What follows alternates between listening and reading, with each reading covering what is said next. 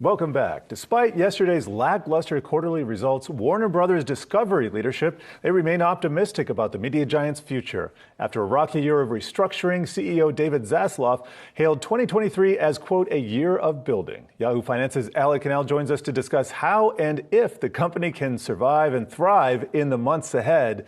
Can they do it? Thrive, that is. That is a big question. And you're right, Jared, this was a very interesting report. We saw misses across the board, but as you said, a clear focus that 2023 will be the year of building. CEO David Zaslav, he stressed that the current strategy, it's working, that they are finally operating as one company. And there are several things that WBD is going to be focusing on in the years ahead. Number one being its intellectual property. That means more franchises, more general entertainment content, a bigger focus on the DC universe. And there are several films that are planned for that in the coming years, like The Batman, Superman, The Flash. That's slated for release in June. Now, in addition to that, Zaslav also revealed plans to produce multiple Lord of the Rings films. That got a lot of traction on Twitter. And then outside of movies, there's also a bigger emphasis on CNN, that news network, going through a bit of a rebrand right now. There's been rumors that it could potentially be up for sale, but Zaslav essentially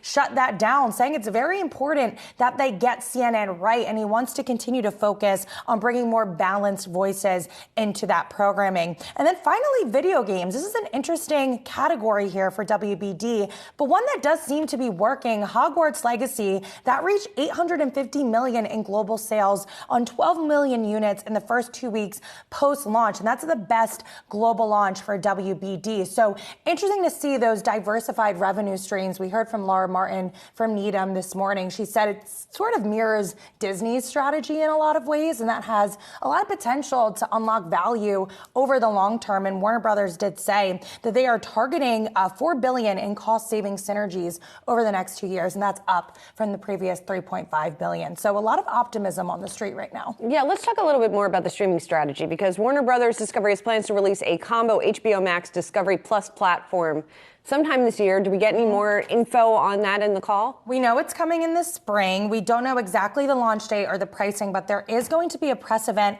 on April 12th where we will get all of those details. Now, Zaslav also confirmed previous reports that there will be a Discovery Plus standalone service in addition to that combo service. And overall, analysts were very interested on this call when it came to this new offering. There were a lot of questions that were asked there. Obviously, it feeds into that general entertainment push.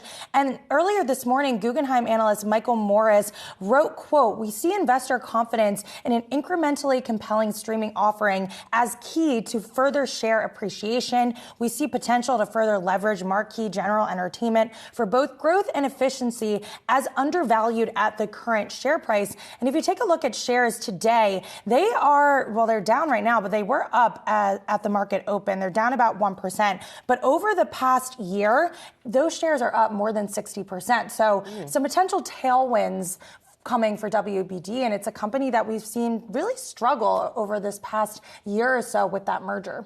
All right, well, we'll see what happens. Thanks for tracking it for us, Allie. Appreciate it. Of course.